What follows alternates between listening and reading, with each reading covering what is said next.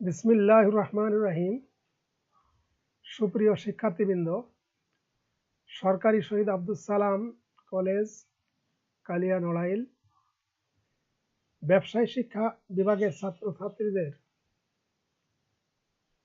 কে উৎপাদন ব্যবস্থাপনা এবং বিপণন প্রথম পত্র বিষয়ের দ্বিতীয় অধ্যায়ে প্রথম ক্লাসে তোমাদেরকে স্বাগত জানাচ্ছি। আশা করছি এই করোনা মহামারীর মাঝেও তোমরা সুস্থ আছো এবং ভালো আছো। ইতিপূর্বে আমরা প্রথম অধ্যায়ে অনেকগুলো ক্লাস নিয়েছি। আশা করি সেই বিষয়গুলো তোমরা পরিষ্কারভাবে ধারণা অর্জন করতে পেরেছ। আজকে দ্বিতীয় অধ্যায়ের প্রথম ক্লাস। আমি মোহাম্মদ ফখরুল আলম, সহকারী অধ্যাপক, মার্কেটিং বিভাগ, সরকারি শহীদ আব্দুল সালাম কলেজ, কালিয়া নড়াইল। উৎপাদন ব্যবস্থাপনা বিপণনের দ্বিতীয় অধ্যায়ের প্রথম ক্লাস। এর আগে প্রথম অধ্যায়ে আমরা উৎপাদন সংক্রান্ত আলোচনা এবং উৎপাদনশীলতা সম্পর্কে বিস্তারিত আলোচনা করেছি। প্রথম অধ্যায়ের সবচেয়ে গুরুত্বপূর্ণ বিষয় ছিল উৎপাদন এবং উৎপাদনশীলতা। উৎপাদন এবং উৎপাদনশীলতার ভিতরে পার্থক্য বোঝানোর জন্য আমরা চেষ্টা করেছি এবং এর সাথে সংশ্লিষ্ট বিষয়গুলো তোমাদেরকে আলোচনা করেছি। সেই আলোচনাগুলো এবং আপনার ক্লাস যদি তোমরা ফলো করে, আশা করি প্রথম অধ্যায়টা তোমাদের সামনে পরিষ্কার হবে। আজকের যে বিষয় আলোচনা, এই আলোচনায় যে শিখন ফল দেখো স্ক্রিনে দেখা যাচ্ছে, দ্বিতীয় অধ্যায় উৎপাদনের উপকরণ। এই শিখন ফলের ভিতরে আমরা আজকে আলোচনা করার চেষ্টা করব যে উৎপাদনের উপকরণের ধারণা আমরা ব্যাখ্যা করতে পারবো। এখানে উৎপাদনের যে সকল উপকরণ রয়েছে তার ধারণা এই অধ্যায় আজকের আলোচনার মাধ্যমে আমাদের স্পষ্ট আসবে। সেটাই আমাদের আজকের শিখন ফল। এবং উৎপাদনের উপকরণগুলোর তুলনামূলক গুরুত্ব আমরা বিশ্লেষণ করব। উৎপাদনের যে মৌলিক উপাদান রয়েছে চারটি, ভূমি, শ্রম, মূলধন এবং সংগঠন, তার তুলনামূলকভাবে কোনটার গুরুত্ব বেশি কম এ বিষয় সম্পর্কে আমাদের আজকের আলোচনা হবে। আশা করি আজকের ক্লাস তোমরা ফলো করলে বিষয়টা তোমাদের সামনে পরিষ্কার হবে।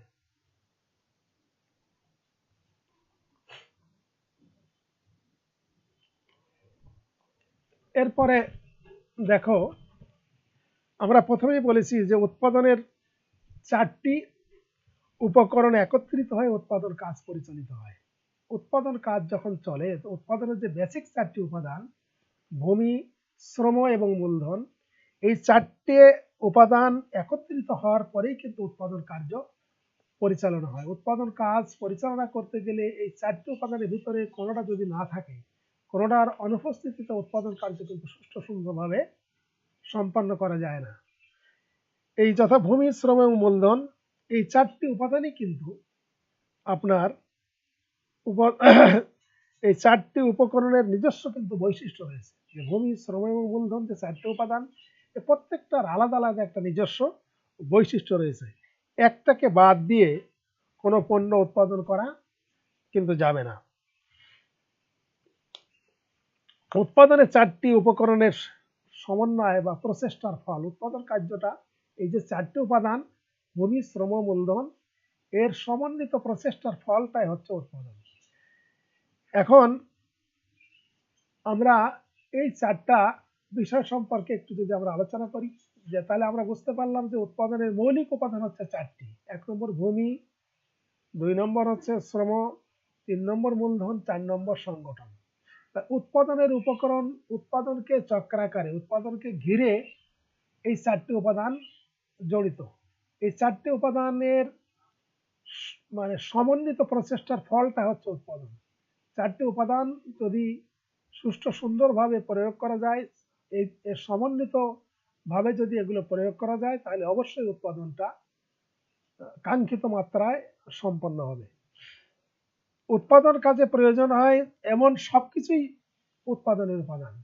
উৎপাদনের কাজে যা প্রয়োজন হয় এর সবকিছুই কিন্তু উৎপাদনের উপাদান। চারটি উপাদানের সমন্বয়ে উৎপাদন কার্য পরিচালিত হচ্ছে। এগুলো হচ্ছে এই যে শ্রম, ভূমি, শ্রম, মূলধন এবং সংগঠন। এখন কোনটা তার গুরুত্ব কতটুকু, কোনটা কি, সেটা আমরা পর্যায়ক্রমে আলোচনা করার চেষ্টা করব। প্রথমেই দেখো আছে ভূমি। আমরা জানি উৎপাদনের প্রথম এবং প্রধান উপকরণ হচ্ছে কিন্তু ভূমি। উৎপাদন করতে গেলে সবার আগে যেটা লাগে সেটাই হচ্ছে ভূমি। একটা কোনো কারখানা যদি স্থাপন করতে হয় তাহলে জায়গাটা কিন্তু আগে নির্ধারণ করতে হয়। জায়গা ছাড়া সে কারখানার অন্য অন্য কোনো কিছু কিন্তু আপনার কল্পনায় করা যায় না। এই জন্য বলা হচ্ছে উৎপাদনের প্রথম এবং প্রধান উপাদানটা হচ্ছে ভূমি।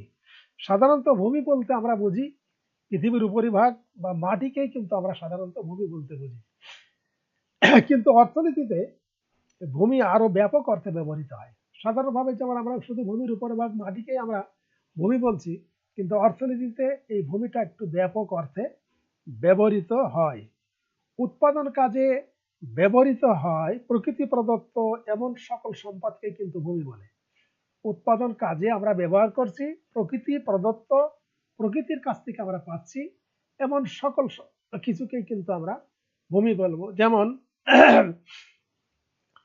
আপনার মাটি, উর্বরতা, জল, বাতাস, আলো, তাপ, খনিজ সম্পদ, নদী, সমুদ্র, পাহাড় প্রভৃতি সবকিছু কিন্তু ভূমির অন্তর্ভুক্ত।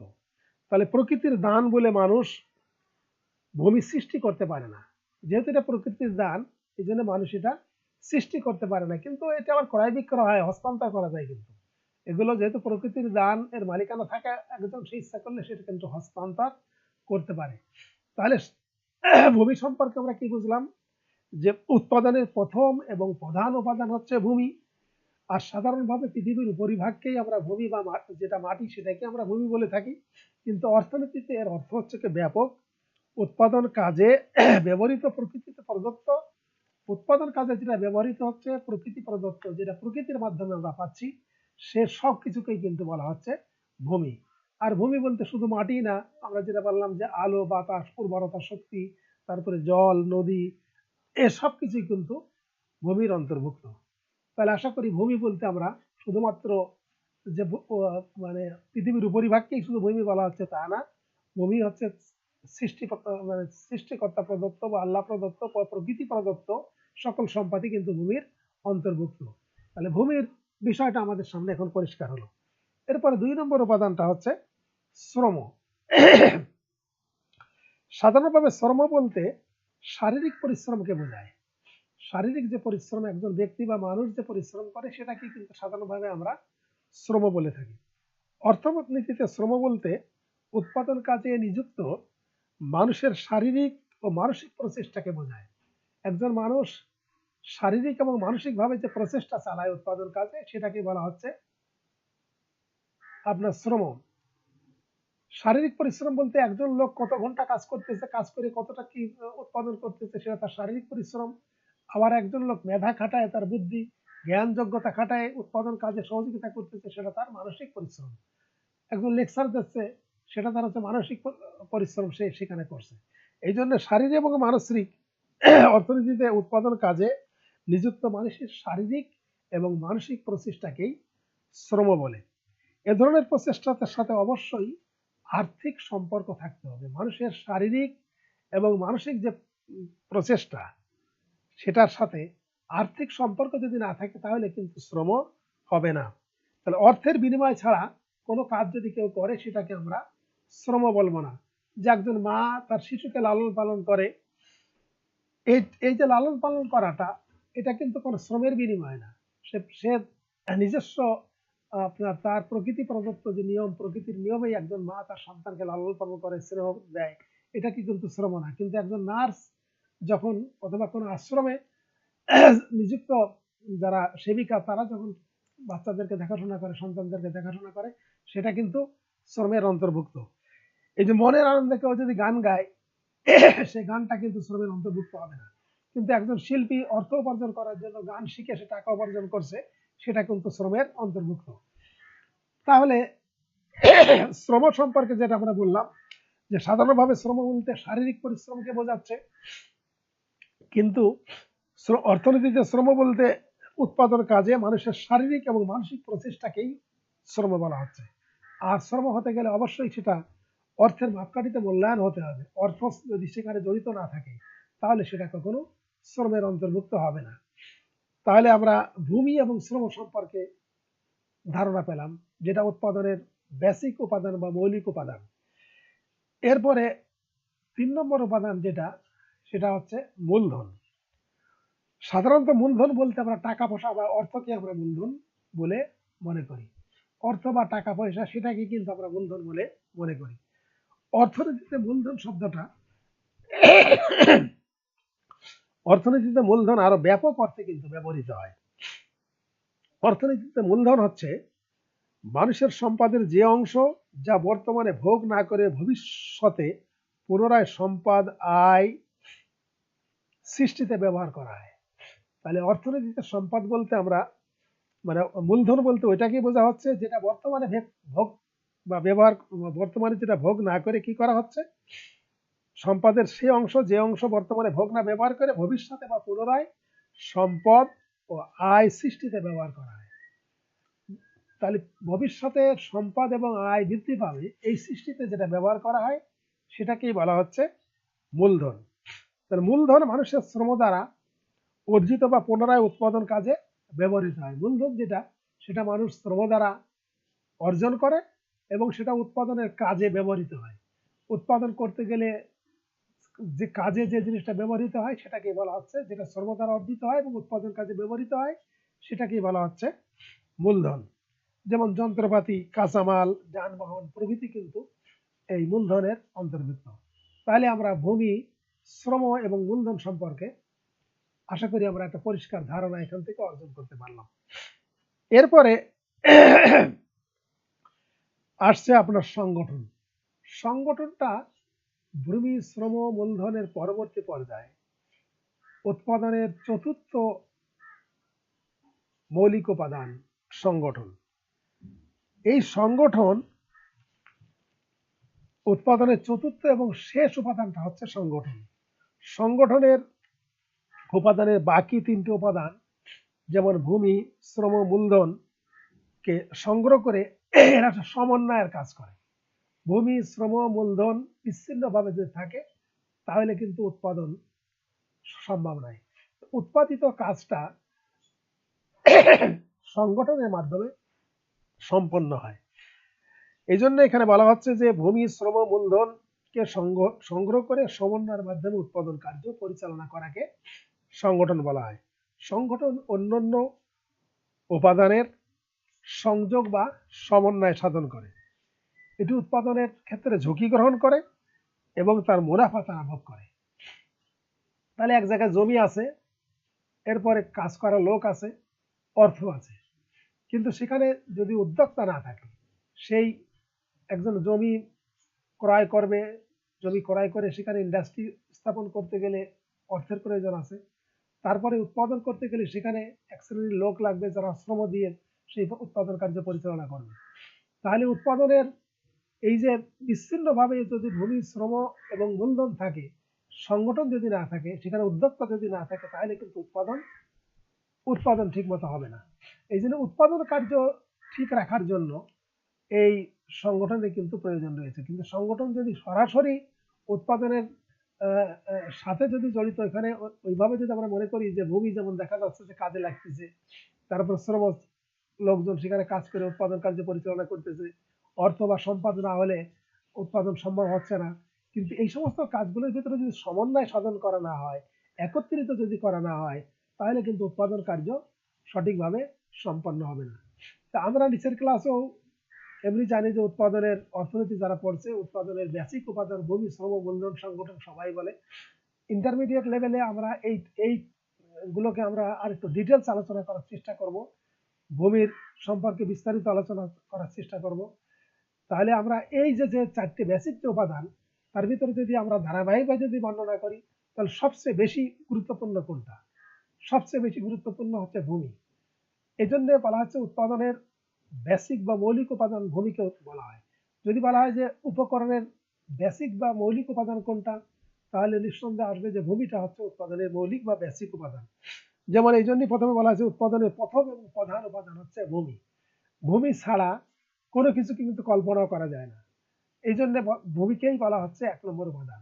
এবং ভূমি সেখানে আমরা ডিটেলস আলোচনা করার চেষ্টা করছি, শুধুমাত্র যে ভূমি উৎপাদনের উপরিভাগ যেটা দেখা যায় বা জমি সেটাই শুধুমাত্র ভূমি না, সৃষ্টিকর্তা প্রদত্ত বা আল্লাহ প্রদত্ত প্রকৃতি প্রদত্ত যে সকল সম্পদ উৎপাদনের কাজে ব্যবহৃত হচ্ছে সেগুলো ভূমি বলা হচ্ছে। এবং ভূমির সাথে সাথে সেখানে আমরা বলছি যে মাটি, তারপরে মাটির উর্বরতা শক্তি, এরপরে জলবায়ু, তারপরে পানি, বাতাস, আলো, খনিজ সম্পদ, নদ নদী, সমুদ্র, পাহাড়, পর্বত সবকিছু কিন্তু ভূমির অন্তর্ভুক্ত। তার এ কারণে ভূমিকে বলা হচ্ছে সবচেয়ে বেশি গুরুত্বপূর্ণ। উৎপাদনের যে 4টি উপাদান রয়েছে, 4টি উপাদানের ভিতরে সর্বাপেক্ষা বেশি গুরুত্বপূর্ণ হচ্ছে ভূমি। এর এর পরবর্তী ক্লাসে আমরা ভূমি সম্পর্কে ডিটেলস আলোচনা করব। সেখানে ভূমি বলতে আমরা কি বুঝি, বিভিন্ন লেখক ভূমি সম্পর্কে কি বলেছেন, বিভিন্ন মনীষী ভূমির সংজ্ঞা দিতে কি বলেছেন, ভূমির উপকারিতাটা কি, ভূমির বৈশিষ্ট্য কি, ভূমির গুরুত্বটা কি, এ সম্পর্কে ডিটেলস আমরা পরবর্তীতে আলোচনা করবো। এরপরে আসতেছে শ্রম। শ্রমটাকে এখানে বলা হচ্ছে যে মানুষের শ্রম হচ্ছে 2 প্রকার, একটা হচ্ছে শারীরিক ও মানসিক। শারীরিক ও মানসিক দুইটার সমন্বয়ে কিন্তু শ্রম, শ্রমের কথা। এবং অর্থনীতি শ্রম বলতে যেটা নিযুক্ত মানুষের শারীরিক ও মানসিক প্রচেষ্টাকেই কিন্তু সেখানে শ্রম বলা হচ্ছে। কিন্তু শুধুমাত্র শারীরিক পরিশ্রমকে আমরা সাধারণভাবে শ্রম বলি, কিন্তু অর্থনৈতিক দৃষ্টিকোণ থেকে যদি শ্রম হয় তাহলে সেখানে শারীরিক এবং মানসিক দুইটা বিষয় লাগবে। এরপর হচ্ছে মূলধন। মূলধন বলতে আমরা শুধুমাত্র অর্থ, টাকা পয়সাকে বোঝাই, কিন্তু এখানে অর্থনৈতিক দৃষ্টিকোণ থেকে মানুষের অর্জিত সম্পদ, মানুষের যেটা শ্রম দ্বারা যে সম্পদ অর্জন করে, সেই অর্জিত সম্পদ যখন পুনরায় উৎপাদন কাজে ব্যবহৃত হয় সেটাকে বলা হচ্ছে মূলধন। এবং এই শ্রম, ভূমি, শ্রম, মূলধন এবং সংগঠন, ভূমি, শ্রম, মূলধন তিনটা সমন্বিত প্রচেষ্টা সংগঠনের মাধ্যমে, সংগঠন বাস্তবে রূপদান করার মাধ্যমে যে আউটপুট পায় সেটাই হচ্ছে বলা হচ্ছে উৎপাদন। তাহলে আমরা এই অধ্যায়ে প্রথম যে আলোচনা আমরা এখানে এই এই অধ্যায়ের প্রথম যে শিখন ফল আমরা দেখেছি, সেই শিখন ফলে দেখো যে উৎপাদনের উপকরণের ধারণা। এই দ্বিতীয় অধ্যায় উৎপাদনের উপকরণ, উপকরণ সমূহ কি, তাহলে উৎপাদনের প্রধান উপকরণ 4টি: ভূমি, শ্রম, মূলধন এবং সংগঠন। ভূমি কাকে বলে, উৎপাদন কাকে বলে, শ্রম কাকে বলে, সংগঠন কাকে বলে, সেগুলো সম্পর্কে আমরা মোটামুটি একটা ধারণা তোমাদেরকে দেওয়ার চেষ্টা করেছি। আশা করি উৎপাদনের উপকরণের ধারণা এখন আমরা ব্যাখ্যা করতে পারবো। উৎপাদনের উপকরণের ধারণাটা কি সেটা আমরা ব্যাখ্যা করতে পারবো এখান থেকে। এরপরে উৎপাদনের উপকরণগুলো তুলনামূলক গুরুত্ব। তুলনামূলক গুরুত্বের যখন আলোচনা করলাম তখন আমরা দেখলাম যে ভূমি, শ্রম, মূলধনের ভিতরে সবচেয়ে বেশি গুরুত্বপূর্ণটা হচ্ছে ভূমি।